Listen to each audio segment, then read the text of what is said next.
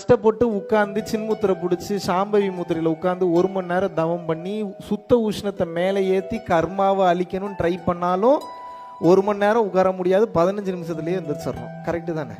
அப்போது எனது கர்மாவை நானே அழிப்பதற்காக கஷ்டப்பட்டு போராடிக்கிட்டு இருக்கும்போது என்னை பற்றி ஒருத்தன் அசிங்கமாக திட்டி என் கர்மா மொத்தத்தையும் வாங்கிட்டு போகிறான், அந்த தெய்வத்தை நான் என்னன்னு சொல்கிறது? நீங்கள் சொல்லுங்கள். அந்த அரும்பெரும் அமுதத்தை, அந்த மனிதருள் மாணிக்கத்தை, அந்த தெய்வத்தை, அந்த தங்கத்தை, அந்த செல்லத்தை என்னன்னு சொல்கிறது? இப்போ சொல்லுங்கள். நம்மளை எவனாவது திட்டினானா நம்ம என்ன சொல்லணும்?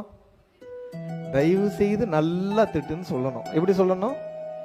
தயவு செய்து நல்லா திட்டுன்னு சொல்லணும்.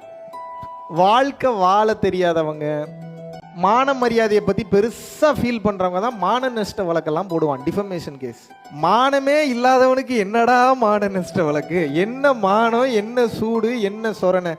ஒரு மனிதனுக்கு எப்போது மானம், மரியாதை, சூடு, சொரணை வேலை